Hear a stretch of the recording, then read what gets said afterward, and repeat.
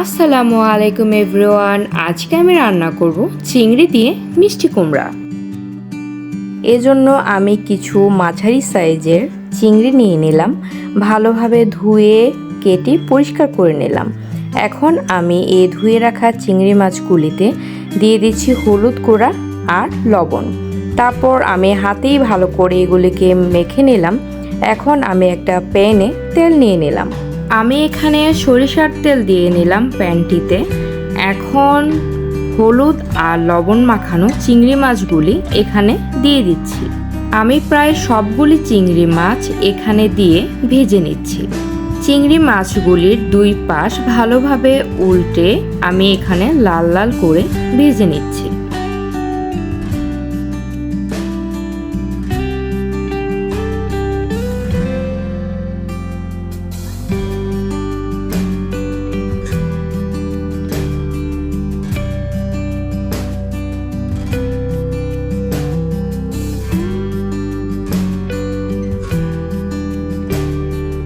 ভাজা শেষ হওয়ার পর আমি একটি প্লেটে তুলে নিলাম।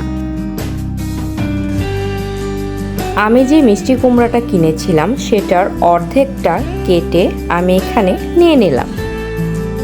যেই প্যানটিতে চিংড়ি মাছ ভেজেছিলাম সেম প্যানটিতে একটু তেল দিয়ে এখানে আমি মিষ্টি কুমড়াগুলি দিয়ে দিচ্ছি। মিষ্টি কুমড়ার ছোট ছোট পিসেসগুলি আমি এখানে তেলটিতে ভেজে নিব।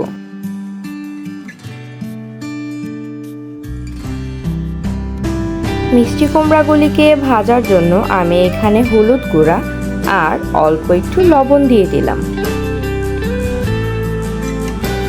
হলুদ আর লবণ দেওয়ার পর আমি এখন নেড়ে চেড়ে হলুদ আর লবণের সাথে মিষ্টি কুমড়ার যে পিসেসগুলি আমি এখানে অ্যাড করেছি তা মিশিয়ে নিচ্ছি। আমি একটু সময় নিয়ে মিষ্টি কুমড়াগুলি ভেজে নিচ্ছি। আমি এখানে মিষ্টি কুমড়াগুলি ঢেকে দেইনি, আপনারা দেখতেই পাচ্ছেন ভাজার পর কি কালার এসেছে। আমি ঠিক এই কালারটা হওয়ার আগ পর্যন্ত মিষ্টি কুমড়াগুলি ভেজে নিয়েছি। এখানে যদি আমি মিষ্টি কুমড়াগুলি ঢেকে দিতাম তাহলে মিষ্টি কুমড়ার এক একটা পিসেস ভেঙে যাওয়ার সম্ভাবনা থাকতো। এখানে ভাজা শেষ হয়ে গিয়েছে, তাই আমি অন্য একটি পাত্রে মিষ্টি কুমড়াগুলি তুলে নিচ্ছি।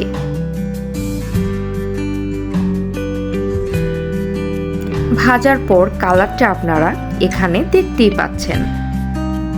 সেম প্যানটিতে আমি কিছু পেঁয়াজ কুচি নিয়ে নিলাম। পেঁয়াজ কুচিগুলি একটু নরম হওয়ার আগ পর্যন্ত আমি এগুলিকে ভেজে নিচ্ছি। তারপর আমি এখানে অ্যাড করে দিলাম হাফ টিস্পুন আদা বাটা, হাফ টিস্পুন রসুন বাটা। আরও বাকি গুঁড়ো মশলাগুলিও আমি এখানে অ্যাড করে দিলাম। দিয়ে দিলাম হলুদ গুঁড়া, মরিচ গুঁড়া আর ধনিয়া গুঁড়া। এখন পেঁয়াজগুলির সাথে মশলাগুলি একসাথে মিক্সড হয়ে যাওয়ার জন্য অল্প সময় নেড়ে দিচ্ছি। মশলাটা যেন পুড়ে না যায় তাই আমি এখানে অল্প একটু পানি দিয়ে দিলাম। আমি এখানে অল্প গরম পানি দিয়ে দিচ্ছি। আমি এখানে আরেকটু লবণও দিয়ে দিলাম, কারণ আমি শুধুমাত্র মিষ্টি কুমড়াগুলি ভাজার সময় লবণটা অ্যাড করেছিলাম। তাই এখন বাকিটা তরকারি কষানোর জন্য আমি লবণ দিয়ে দিলাম। দেন ঢাকনা দিয়ে ঢেকে দিলাম। আপনারা দেখতেই পাচ্ছেন মশলাটা কষানো হয়ে গিয়েছে, তাই আমি ভেজে রাখা মিষ্টি কুমড়াগুলি এখানে অ্যাড করে দিলাম। মিষ্টি কুমড়া আর মশলা একসাথে নেড়ে চেড়ে ভালোভাবে মিশিয়ে নিচ্ছি। 2 মিনিটের মতো ঠিক এভাবে প্যানটিতে কোনো ঢাকনা না দিয়ে আমি এটা রান্না করলাম। দেন আমি এখানে ঝোলের জন্য গরম পানি অ্যাড করে দিচ্ছি।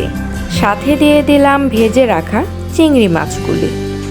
এখন আমি তরকারিটি ঢাকনা দিয়ে ঢেকে দিচ্ছি যেন এটা খুব ভালোভাবে রান্না হয়ে যায়। ঝোল অনেকটা শুকিয়ে এসেছে এবং তরকারিটাও প্রায় রান্না শেষ। এখন আমি আগে থেকে কেটে রাখা কিছু কাঁচা মরিচ দিয়ে দিলাম আর দিয়ে দিলাম কুচিয়ে রাখা কিছু ধনেপাতা। এখন এই তরকারিটি আমি একটি সার্ভিং ডিশে সার্ভ করে নিচ্ছি।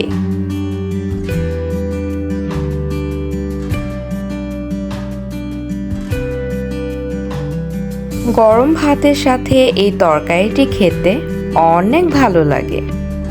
আপনারা দেখতেই পাচ্ছেন তরকারিটির কালারটি কত সুন্দর এসেছে। আপনাদের যাদের আমার রেসিপিটি ভালো লাগবে তারা অবশ্যই একবার বাসায় ট্রাই করবেন। খেতে অনেক ভালো লাগবে আর সবাই অনেক প্রশংসা করবে আর খেয়ে অনেক তৃপ্তি আসবে বলে আমি মনে করি। আজকের ভিডিও এই পর্যন্তই। সবাই ভালো থাকবেন, সুস্থ থাকবেন। আল্লাহ হাফেজ।